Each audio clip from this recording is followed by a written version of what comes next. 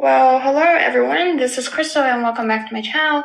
So to continue with our last video, we'll talk about Elizabeth Warren's plan and several major challenges that it is facing when it comes to real implementation. So Ms. Warren's administration will restore competition to tech sector by taking two major steps.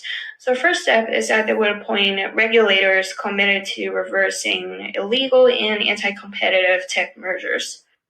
So noting that this article was written in the year of 2019, so in February that year was the time when Ms. Warren officially announced her candidacy at a rally in the state of Massachusetts. So she was regarded as a progressive that historically embraced addressing environmental problems, social justice, and large corporation and corruption in American politics. So her political stances are more relevant to our article for today, is that she strongly supports breaking up monopoly. So several examples of anti-competitive mergers that she listed are Amazon that acquires Whole Foods, a grocery chain, and Zappos. And secondly, Facebook, which merged with WhatsApp and Instagram. And finally, Google that acquires Nest and DoubleClick, an advertising exchange platform. So here the Economist article said that this part is mainly aimed at Facebook because two companies that Facebook bought in the past could have been serious competitors. But now after this merger, Facebook has become the dominant firm and in a way it has neutralized potential competitors. So the second step is by passing legislation that requires large tech platforms to be designated as platform utilities and broken apart from any participant on that platform. So this is a little bit more complicated. So the article gives us additional information and explanation here. So these tech giants actually operate a market. So for instance, Amazon is basically an e-commerce platform that allows companies and brands from all around the world to sell their products on this online marketplace. And Apple has App Store, as we all know, and apps from different developers can sell to customers and users through App Store. But the major concern here is that both Amazon and Apple, they compete in this marketplace as well. So what do I mean here? So basically, they have their own brand of products, right? Such as Amazon Basics, and for Apple, it has its own app, like Mail and Maps. So since they're the operator of this market, and they'll have the total control of their own algorithms and being able to make the decision of which products will show up on the most obvious pages so that their own brands will be able to attract more customers. So basically, Ms. Warren's plan is to make these online marketplace operators to declare that they are platform utilities. And deciding whether an operator is a platform utility depends on its annual global revenue. So if the revenue exceeds $25 billion per year, then a company is not allowed to own the marketplace and sell their own product on the platform at the same time. But there are a lot of difficulties when it comes to actual implementation that makes divestiture seem to be very unlikely. So first, understanding the effect of breakup can be a very tricky thing to do because oftentimes good comparisons in financial data are absent, and that makes assessing Google's constituent parts very difficult. And in the case of Facebook, even though I paid a lot for acquiring WhatsApp, but assessing WhatsApp's entire worth is extremely hard since it doesn't really make much money. So does Apple and Google's applications.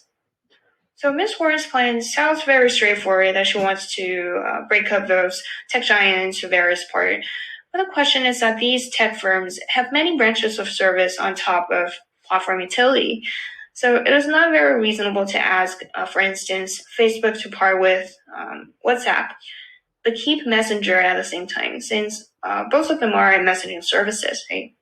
And even if we ask Facebook to separate both services, why do we still allow Apple to keep its own iMessage service, right? That would be pretty unfair. So some analysts think that separating parts will worth more than the whole, just like Rockefeller's case, as we have already mentioned last time. But nobody really knows about the final effects. So in business, a driving force behind a merger is synergy. That's when potential financial benefits are achieved through the combining of firms or product lines. But a breakup will lead to evaporation of synergies. And the second thing is that divestitures can also weaken network effect, which is a phenomenon whereby an increased number of people or participants will together improve the value of goods or services. So e-commerce sites and social media platforms are just perfect example of attracting consumers to the products and growing popularities when more users gain the access when they're able to produce more content, information, and services. So the argument here is that divestiture can maybe make those separate parts with more than the previous unified entity, but radical breakup will also likely to reduce profits. So basically no one is able to tell the effects. So those are just the economic perspectives on Ms. Warren's plan.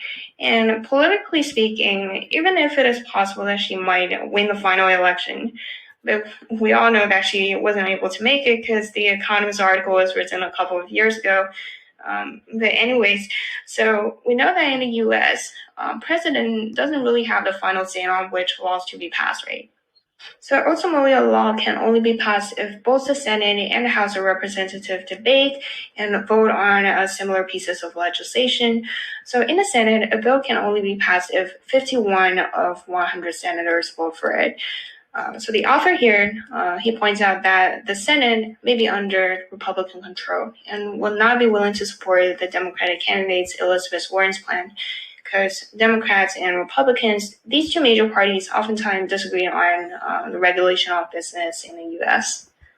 So if Ms. Warren appoints regulator, the case would have to be made in court. But there are a lot of conservative members and those people who doubt antitrust regulations in the Supreme Court. So the second obstacle is the border of different lines of business that is not very clear in the digital realm.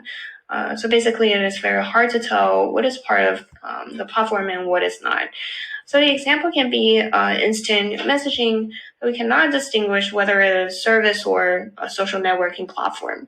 And there are also some quote-unquote unintended consequences that resulted from heavy regulation, such as higher prices and decreasing investment from the platforms that were likely to induce less innovation in the industry.